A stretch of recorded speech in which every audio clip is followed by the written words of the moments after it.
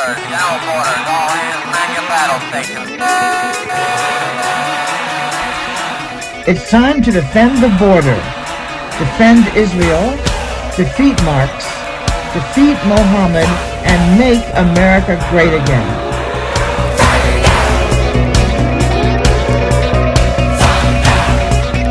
Welcome to Enemies of the State with Tom Trento. Enemies of the state. And we got enough of them. That's for sure. Welcome, everybody, on Monday, 10:30 a.m. East Coast time. And it is St. Paddy's Day. I used to live in Chicago. The river is green right now in Chicago. When I came in, we have a little wardrobe of things that we wear in the studio.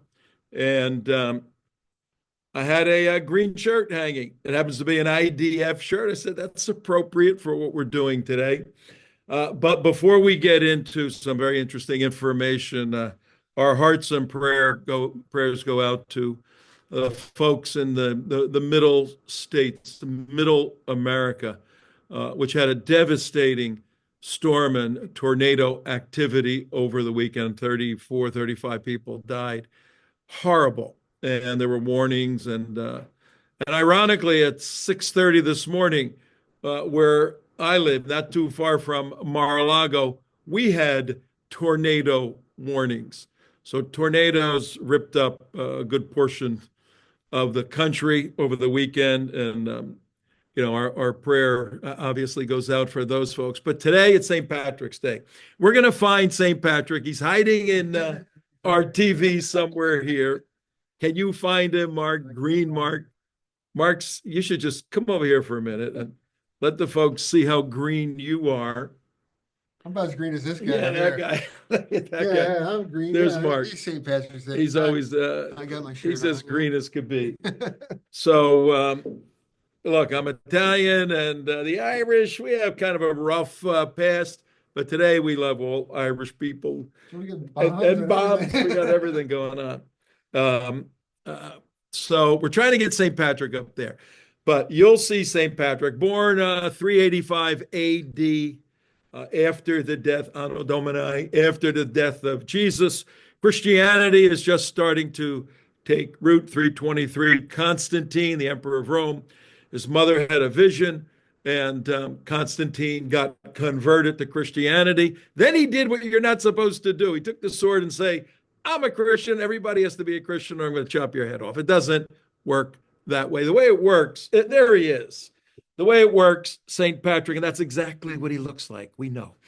St. Patrick was in Ireland, and this is the 5th century, probably about 425 or so AD. The Irish were pagans, believing in animism, that the plants were God, or pantheism, God is in everything, and all these ideologies that conflicted with Judaism and Christianity. There is no Islam on the scene. So he went around. He was a bishop in the Holy Roman Church, Catholic Church. And he went around basically telling people, look, you're worshiping dirt. You're praying to a tree. I could tell you the real God. And the scriptures were codified at that point. And he was able to show from the scriptures who Jesus was. He was indeed God, the Messiah. And there were a lot of questions, a lot of theological questions. But St. Patrick, in his wisdom, he picked up a little 3-leaf clover that's in his hand right there. And he used that as a life lesson, an object lesson. And he showed how one little plant can have 3 elements to it, but it's the same plant. And he used that to teach the Trinity, that God is one, but there's 3 elements to that God: Father, Son, Holy Spirit. He was teaching pretty hardcore Catholic and evangelical theology with a 3-leaf clover. And that clover was important because the Irish used to drink a lot. I think they still do. And they would put that clover, they saw it as a good luck piece. So he was taking a good luck piece and using it as a Christian symbol to teach theology. They put it in a mug, put the beer in there, drink the beer, and then eat the three-leaf clover. When the Irish migrated to the United States in the late 1800s, they came over, brought customs as immigrants do. And one of the things they ran into in the United States, they didn't have money, they were poor, and they ran across this meat that the Jewish people in New York were eating called beef, corned beef. The Irish grew up in Ireland on bacon. They loved their bacon, all kinds of different bacon. But bacon was very expensive in the United States. So they said, hey, tastes like bacon. Let's eat it. Corned beef. I don't know. Does it taste like bacon? No. No. But that's what they said. It's a cheap man's version of bacon. So they started eating corned beef.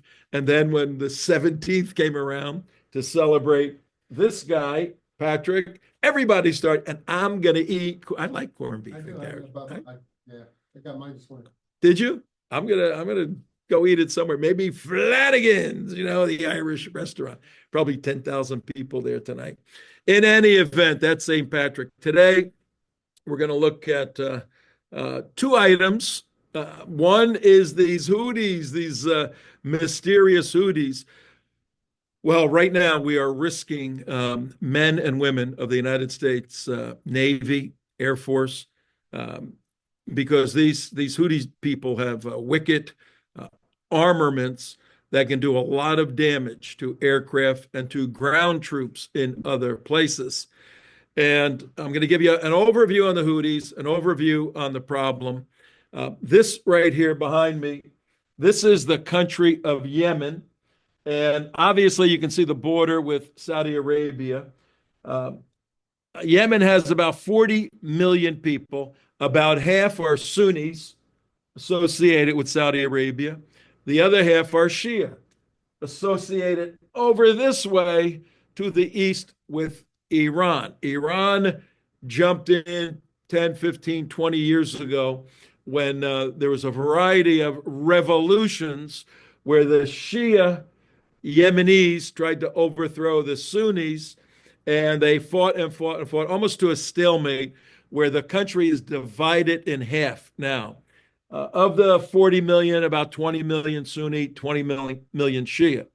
The leaders of the Shia movement is a family called the Houthis. That was their name. They organized around 1990. It was a youth movement, had 10,000 people. It's grown to an army of 200,000 people. They have a fighting force of 200,000 people. When Iran saw that, they said, okay, let's teach these lunatics how to fire missiles at our enemies, and they can be another proxy. So look at the geographic situation of Yemen. It's at the bottom of Asia, right across from Africa over there. And look at the coastline, huge coastline, 2,000 kilometers. And when you go in here from the Gulf of Aden, where ships come from the Arabian Sea, the Indian Ocean, I'm going to show you another map now, Mark, hint, another map of the world. These ships go through, that's the flag. Let me tell you why we're there.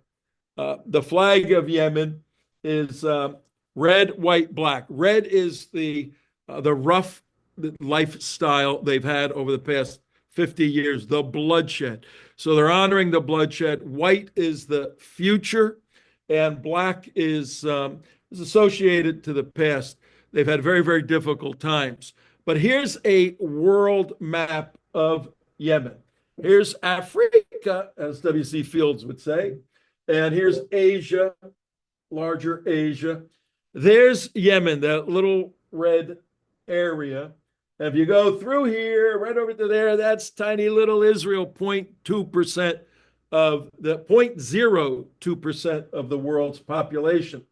Well, shipping for 5,000 years, Yemen has been a critical nation for commerce worldwide because ships for thousands of years, literally, but obviously since the development of steam engines. Ships have gone through the Suez Canal, through the Red Sea, to get to the Mediterranean and to the Atlantic and to Europe. Well, these guys said, guess what? We hate Jews so much, we're shutting down the commerce lane. They did that in November 2023. This commerce lane, 50, 60 huge ships a day, paying $250,000 to the various entities that control the Suez Canal up here. They shut it down. They said, if you're a Jew ship, and they identified everything as a Jew ship, we're going to fire and we're going to attack you and we're going to do whatever. And they have shut down 80% of the commerce that goes through there. They destabilize the economy of the world. Some of the reason for inflation and oil prices is because of that. Because now the ships have to go 5,000 miles around, another 10, 15 days of traveling, burning fuel, these big ships, because a handful of lunatic people with Iranian missiles have shut this thing down. And our Secretary of State yesterday, Marco Rubio, a good friend of ours, he said it very simply. He said, these people are pirates. And I thought, Mark, of Thomas Jefferson, these people are pirates. They're holding everybody hostage as pirates because of their hatred for Israel. How do we know they hate Israel and the United States? We saw their flag. Let's look at their real flag, if we can find that right there. How'd you do that? You found it. I got lucky on that one. We need 2 or 3 more producers on our show so it goes seamlessly like it always has for 18 years. All right, this is hysterical here. This basically says, glory to Allah, death to America, death to Jews. We hate the Jews, Islam forever. I'm paraphrasing. And the green lettering on top and the green lettering on the bottom are the positive statements about Islam. And the what? Yeah, I do have the word somewhere, the exact ones, but go back to that. The 3 red ones are hatred for Israel, hatred for America, and hatred for Jews specifically. And the font they use, this is interesting. The Arabic font they used is barbed wire font to show that these people they control the world. They truly believe the Jews control the world, and they are caging us in, and we are the freedom fighters. The basic religious belief of the Houthis is twofold. One is that the Quran is God's final word, and every Muslim and everybody else in the world has to follow it.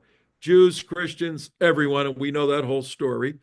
And the other theological driving element for the Houthi political party is that they only follow relatives of Mohammad on the Shia side.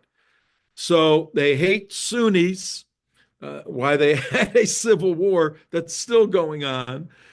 They only follow the Shia side, which is another reason why Iran scooped them up and started training them through the Revolutionary Guard and training them with very serious weaponry. And we can show some of that, Mark, if you pull that up. Mayor Deb isn't with us today. I think she's out partying on early partying on St. Patrick's Day. But if you put questions in, we'll answer your questions. Whoever has any questions. There's a map showing the 6,400 nautical miles, 14 extra days going from here all the way around to get to here, which would takes about 16 hours to go through. At most, 16 hours to pass through the Red Sea, the Suez Canal, get into the Med, and then get into the Atlantic. Now, this character here, you see him a lot. He is Yahya. Remember Yahya Sinwar? Yeah. Same first name and basically the same ideology, though this guy's a general. He's the media spokesperson. He's a brigadier general. And I gave you a link where he's actually speaking. Did you see that? See if you can pull that up. He's the guy, if you follow the Houthis, he's the guy who's always screaming and yelling, death to America, death to Israel, all of that. And he will come out, I think he came out last night, and I'm going to explain what happened over the past few days. But his name is Yahya Sarrea, Sarea, and we have a couple of pictures from him. So I'll show you that in a second. And Mark's putting a few things. The what? Oh, that's going to be hard to pull up. We don't need that. We're going to try to pull up a Telegram page. These guys have their own Houthis have their own Telegram page, and we're going to show you. I want you to listen to him a little bit because he has mobilized the youth in Yemen. They have nothing. They are poor. It's a bankrupt poop hole country, and the only thing they have going for them is the hope of martyrdom, to go through martyrdom to get to paradise. So all their hope in this world is minimized, and their desire is to make it to paradise, be with the virgins and all the other rewards that you get if you kill the infidel, the Jew or the Christian or any other infidel. And this general, Yahya Sarrea, he has an amazing oratorical capability. That's why I want you to hear him. Much like Hitler did, he had oratorical skills that would grab the audience. Yeah, you just got to kind of keep going through that. And he is raising thousands of youth to step in. So now we, the United States, we have launched a campaign to destroy their operational capability to fire over 300 missiles they have fired since November 23, 150 or so at United States naval ships. Thank God they've been shot down. What kind of world is that? Where these crazy people are going to throw stones at you. صادر عن القوات I check out Yahya Sarrea. المسلحة اليمنية. بسم الله الرحمن الرحيم. قال تعالى: فمن اعتدى عليكم فاعتدوا عليه بمثل ما اعتدى. No. Yeah. No. Okay. So just the voice? Play his voice for a minute. He came out last night. قال تعالى: فمن اعتدى عليكم فاعتدوا عليه بمثل ما اعتدى عليكم واتقوا الله واعلموا أن الله مع المتقين. صدق الله العظيم. شن العدو الأمريكي عدوانا سافرا على بلدنا خلال الساعات الماضية بأكثر من 47 غارة جوية استهدفت مناطق عدة في He's rambling on. He's basically saying Allah is the greatest, God is the greatest. Death to America, death to Israel. Third one, curse be upon the Jews, victory to Islam. He came out late نفذت last القوات المسلحة بعون night. الله تعالى عملية عسكرية نوعية. That's the spokesperson. Now, National Security Advisor Mike Walls and others are reporting that several leaders were killed. But here's the problem, and here's what we have to deal with.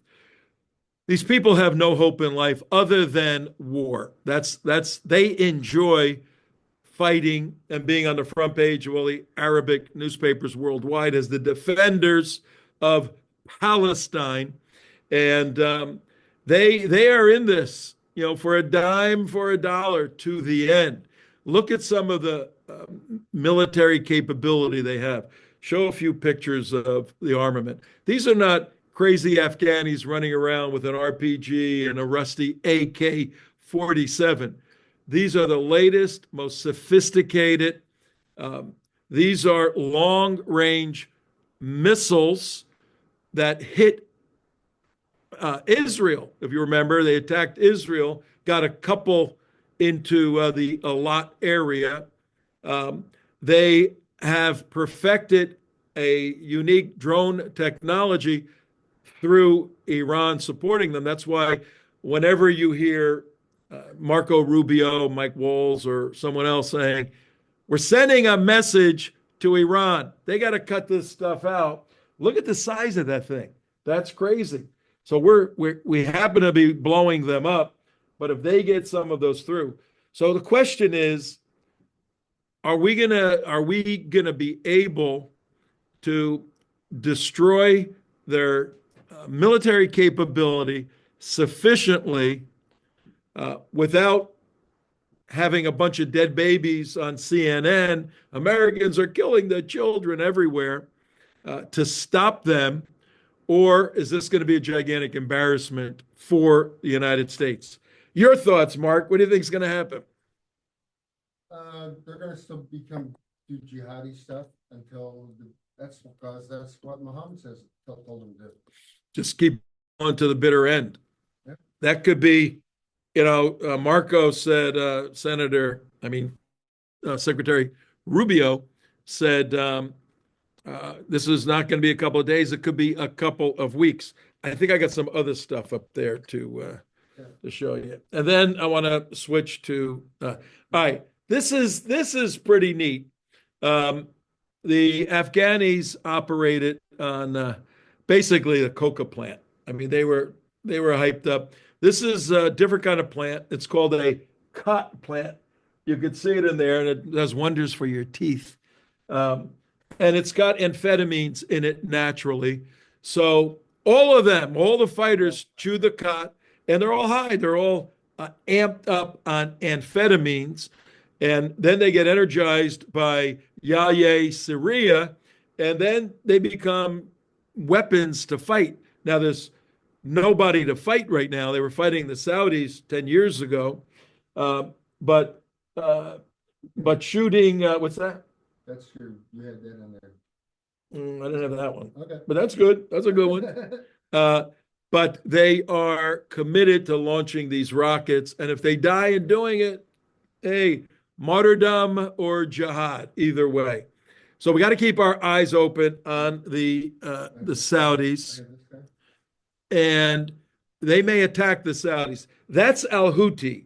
That's actually Abdel Malik al-Houthi, the brother of the founder. He will come on and speak. He spoke yesterday. They always have their dagger in the middle of their pants. That seems a little dangerous. But he's the leader. His right-hand man is Yahya Syria. And, I mean, here's some of their armament. So keep your eye closely, because right now the Houthis are saying the Saudis may get hit. Here they carry their flag into battle. The UAE may get hit. Any country assisting the United States with flyover areas, you're going to get hit. U.S. bases in Iraq and in the Middle East, you're going to get hit. So this thing could escalate, and we hope St. Patrick can fix everything. Did he chase out the snakes? Weren't the snakes the Muslims? No, that was, I think, Valentine's Day, I think, or whatever, one of them. Maybe he did chase them out. I got to go back to my catechism. Let's put the other article up on our good friends over at CARE. CARE's got a little bit of a problem. A unique research organization did a little bit of research on CARE Los Angeles, CARE California. CARE has several chapters in California. It's a big state, 50 million people. And there's a conflict between CARE of California and CARE of Los Angeles. And why this is important, this organization found in their research is because CARE took almost $8 million of taxpayer money. Right there, you go, what? $8 million of taxpayer money. The Biden administration gave CARE $8 million. You can scroll up the other way. $8 million to resettle migrants, to help migrants get settled in Los Angeles and California. CARE got the money, CARE California, sent it over to CARE LA. CARE LA was not properly set up. Let me read that headline. Was not properly set up to take in the $7 million of taxpayer money. So right now an investigation is going on into CARE California and CARE Los Angeles. And that's our good friend, Hussein Alouche. We've dealt with him quite a bit through the years.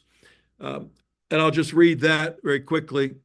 A Muslim charity with links to Hamas was awarded more than $7.2 million in taxpayer cash, which has now disappeared, according to the Intelligent Advocacy Network, a California-based nonpartisan advocacy group. The money was given to help resettle impoverished immigrants in California between 2022 and 2024. So Biden money, and nobody knows where it went. So an investigation was started by a non-profit private organization. They've done enough research to hand it over to the Trump administration. So now the DOJ is going to jump into this. And if any of you think that CARE properly handled every penny of $7 million, stay tuned, and we're going to find out what happened to that money. But this is all part of the first 100 days of cleaning up some of the economic mess in the United States. And I know we all recognize the absurdity of the Democrat Party and the talking heads on all the legacy media stations, where all they do is talk about, oh, Trump and a tariff, or they say, oh, Trump's ratings are a little low, when the Democrat Party has exploded and fraud, waste, and abuse is being found by several entities coming out of the Trump administration. Hang in there. We got to hang in there. We got to keep supporting these conservative policies. And it's going to take some time to unwind that which has been wound up to be a complete mess. So, all right, here's the deal going forward. This is our last show. We were running it for 4 weeks, testing out the platform of a webinar. Normally, when we do shows, we buy time on commercial radio, so we have a very large radio audience, 10, 20,000 people, and then we live stream normally through YouTube. Well, we don't have the finances to buy radio time now, and YouTube is they have created tremendous difficulty for us, deplatforming, shutting us down, giving us strikes. So we tried the webinar platform. It seems to be a little too complicated for people to sign up to, and so we're gonna search around. We're actually in discussions with a major network, conservative network, but that hasn't materialized yet. So this is the last show. You don't have to be here next week. Once we figure out where the best platform is for us to bring our show back, and obviously it's budget related. We gotta get a couple of more producers to do the work. These things take a lot of time to put on, and we want to get to a half hour at least every day. That's going to be difficult, we understand, but we've done thousands of shows like that in the past, so we know how to do it. We've got to overcome the budget limitations and the proper platform. It may be on X Live. We don't know, but it's been a blast as always.